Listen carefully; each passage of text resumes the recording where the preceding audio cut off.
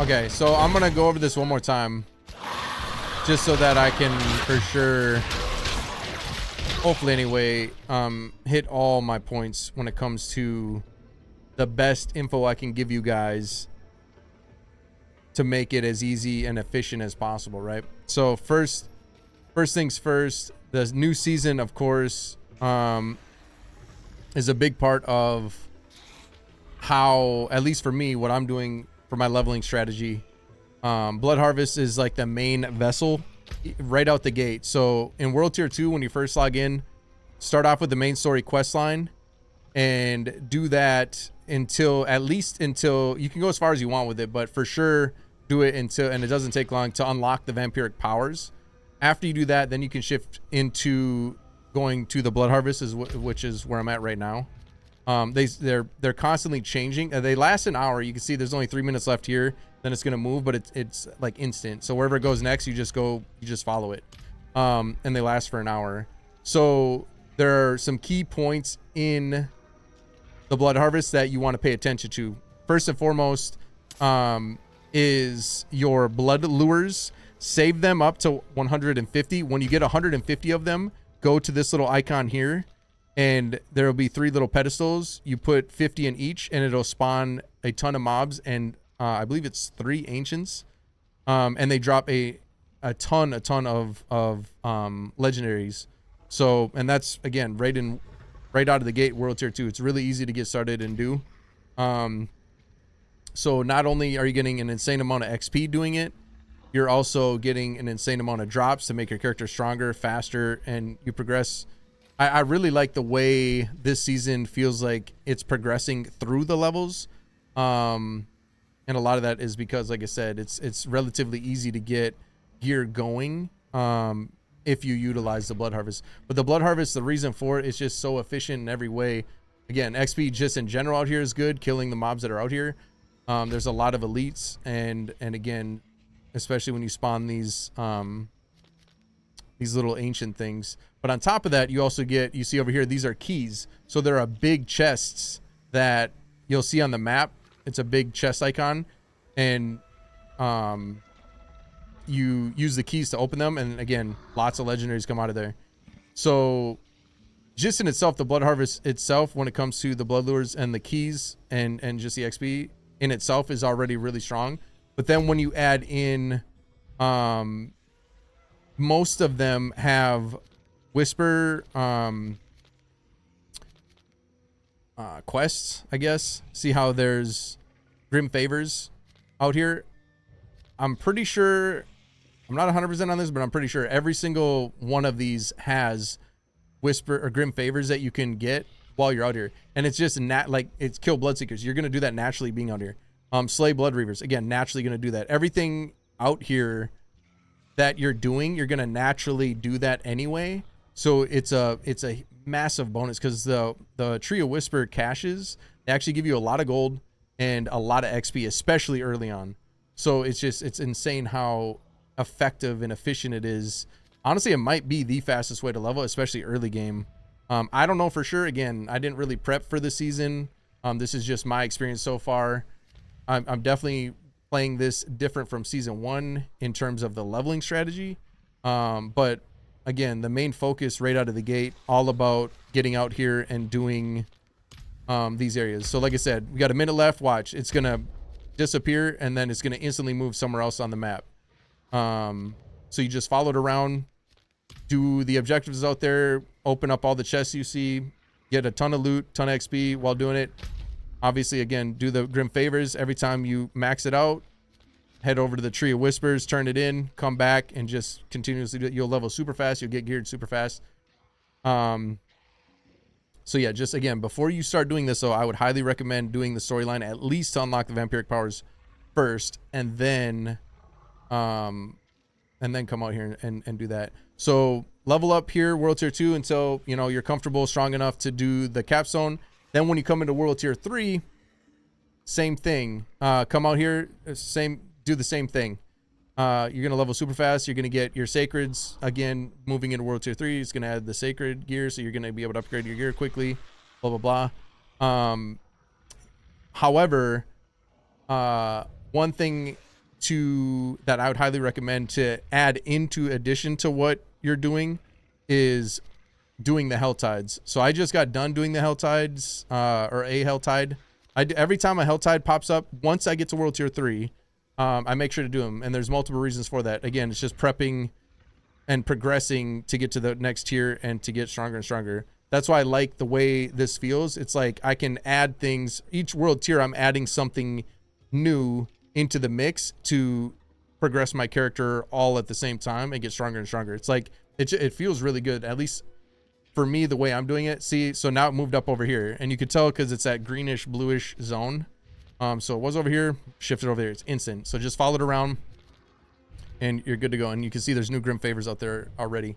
But yeah, like I said, so when you get to World Tier 3, add in, so keep doing that same thing that you did in World Tier 2, but add the Hell Tides and make sure you do them, because the main reason for that is to start getting mats, you know, Fiend Roses, Forgotten Souls, stuff like that. Because the World Tier 3 to get to World Tier 4 capstone is definitely going to be a little bit more difficult than the World Tier 2 one. The World Tier 2 one didn't take much prep work to do because I got so much gear from doing these. I just used the best stuff I found, and I think I only did one dungeon to unlock my splintering aspect. Like on my weapon, you can see I have splintering. That's the only thing I had to actually unlock that I didn't find before I did the capstone, and it was super easy. So, and I didn't even upgrade my weapon or anything at that point, like in World Tier 2. Obviously, as soon as I got to World Tier 3, though, one of the main things I did as soon as I could was I tried to get a weapon that I could upgrade to 725 item power. The reason for that is once you get to 725, you hit a breakpoint that gives you a big boost in all of the stats and the damage itself. So yeah, as soon as I could, I tried to find a sacred two-hand that I could upgrade to 725. And again, that's another reason for adding in the Hell Tides, to be able to do that. So you can upgrade your gear by getting the mats from the Hell Tides. You can also re-roll gear like stats, which I wouldn't get too crazy with that yet, but I am going to, I'm actually about to go do my capstone, like probably right after this, to get to World Tier 4. But so again, I just set myself up with the Hell Tides, and so I'm gonna go through the gear I've been saving / using, find the right aspects. I'm gonna extract some aspects and put the right aspects on, obviously, to make my character as well equipped as possible. I'm not going to use I got actually quite a few perfect rolled aspects. I'm not going to use those. I don't think they're necessary. I'm going to save those for like when I actually get really good gear, ancestral gear. But I am going to try to, again, extract and imprint a full, you know, setup that will be strong, like the right aspects, I guess. And I'm also, you know, if I have a 3 of 4 piece of gear, the 3 stats are good, 1 is worthless, I'm going to re-roll that stat into something that's usable. Again, not get crazy with it, re-roll, you know, a couple times at most probably, and take whatever it gives me. But I am going to min-max a tiny bit just to make the capstone a little bit easier to solo. So yeah, that's the strategy there. And then once after I do this capstone and get to World Tier 4, essentially, again, going to do the same thing. I'm going to be doing, and a big part of that is to get gear, right? You get so much gear doing this, and the XP and everything about it is just too efficient, in my opinion, to ignore, no matter the tier. And it's cool that you can start off right in World Tier 2 and progress all the way through doing it. But one thing I'm going to add in addition when I get to World Tier 4 is Nightmare Dungeons. And the reason for that is the XP is probably, once I'm set up in Ancestral Gear and can blast through like higher Nightmare Dungeons, higher tier ones, I'm sure the XP will be worth it in itself. But also, obviously, I want to start leveling my glyphs, right? So it's a whole process, but the way I'm doing it, like I'm setting myself up as I go so that I can just, you know, basically add in new things as I get to the next world tier, and everything is getting done every step of the way. And what I mean by that is, so for example, unlocking the vampiric powers, right away before doing this, I'm able to, I already have a ton of level 3. See how it's, my domination is level 3 already? Level 3, level 3. This is actually almost level 3, level 3. Like all of my vampiric powers are pretty much already level 3. And keep in mind, don't follow these, right? These are, I just threw on like early on, the first ones I got, and I haven't even changed them out yet because I have, it's just not, I'm going to, but for the capstone, like I said, I'm going to rework my gear / powers / whatever after this to prep for the next capstone and make world tier, when I get to world tier 4. Obviously I want it to be easier to farm, but it's just not, it wasn't necessary for me to do yet. That being said, when in terms of the build, anybody that, this is more so a leveling strategy that anybody can do, no matter what you're playing, no matter the build.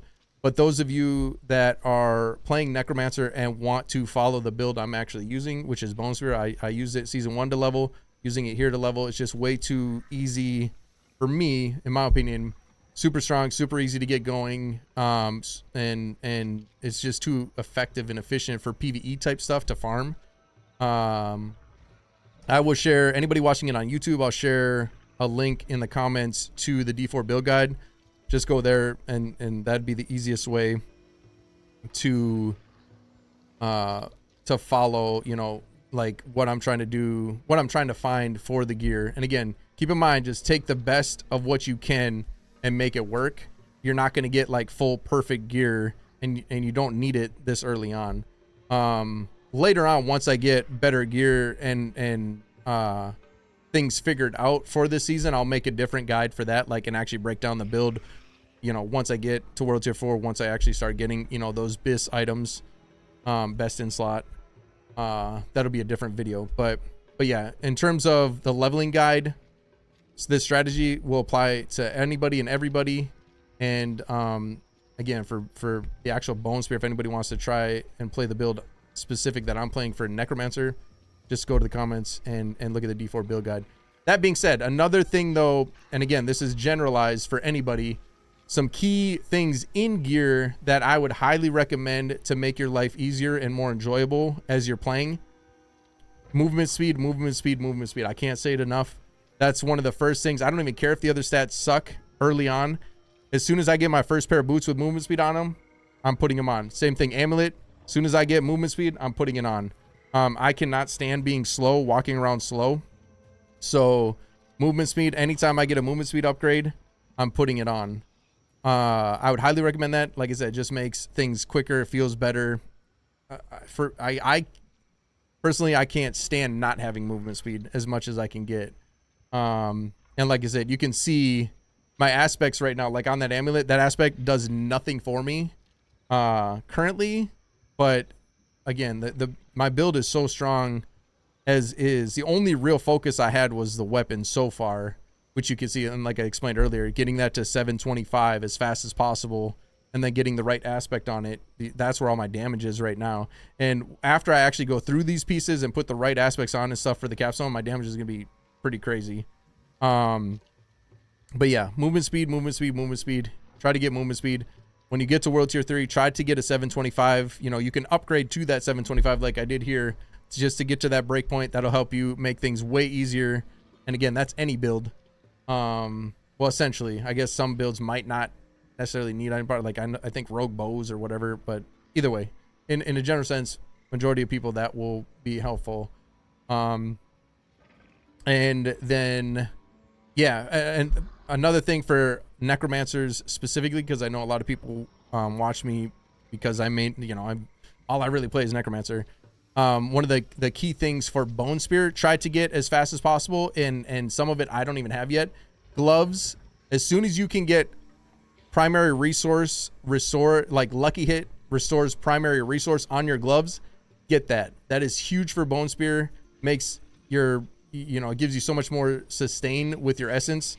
I don't even have it yet. I don't know how I haven't found it yet, but I haven't. I can't wait to get that. It's huge.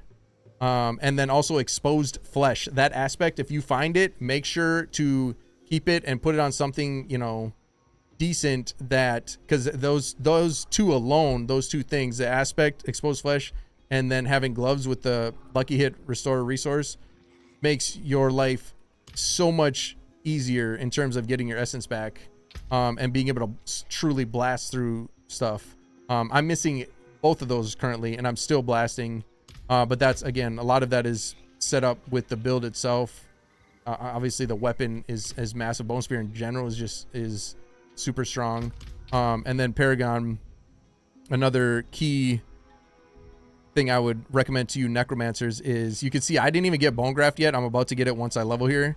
I went up and got the max essence and essence on kill before I even get Bone Graft, because again, that's all to get as much essence regen as fast as I can, because that's really, once you get those, you know, those three, I would say the trio of things, you know, that essence on kill, exposed flesh, and the primary resource lucky hit on gloves. Those three things, it's huge in terms of how much more damage you can pump, because you're getting way more essence back. For now, I just put on, this is the best thing I had. Again, work with what you got.